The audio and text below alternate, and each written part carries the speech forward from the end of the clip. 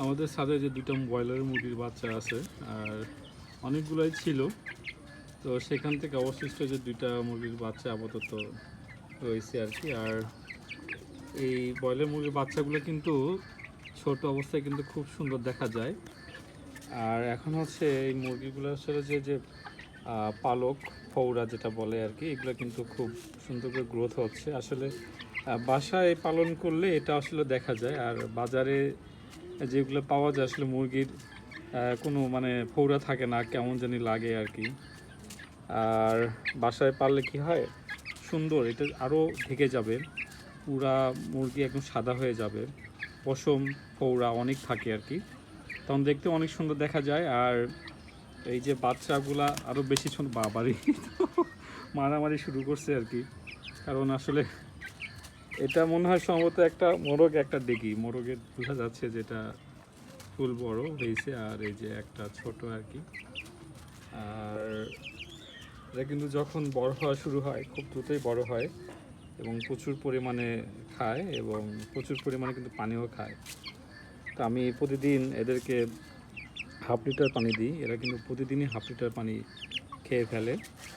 আর এই যে খাবার, এখানে পলি ব্যাগে কিছু খাবার ছিল, এটাই দেখেন কিভাবে খাচ্ছে আর কি।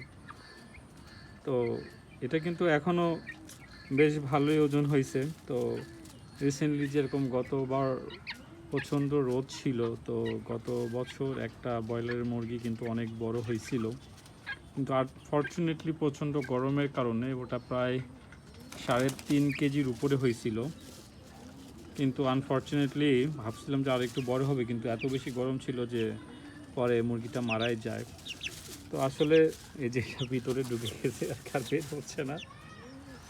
তো আসলে ব্রয়লারের মুরগি বেশি বড় করা যাবে না, আর বড় করা গেলেও আসলে পর্যাপ্ত যেন গরম না লাগে সেই ব্যবস্থাটাই করতে হবে আর কি। এই এই যে বিড়াল চলে আসছে, এই মুরগিগুলোও কিন্তু ভয় পেয়ে যাচ্ছে আর কি। এটা তো পলিথিন ছাড়াতেই পারি নাই, পলিথিনের মধ্যে ঢুকে গেছে আর কি। তো আরও কয়েকটা মুরগির বাচ্চা নিয়ে আসবে ব্রয়লার। আর আসলে দেখতে খুব ভালো লাগে, আর বাসার পালা মুরগিগুলো কিন্তু মন্দ লাগে না, খুব ভালোই লাগে।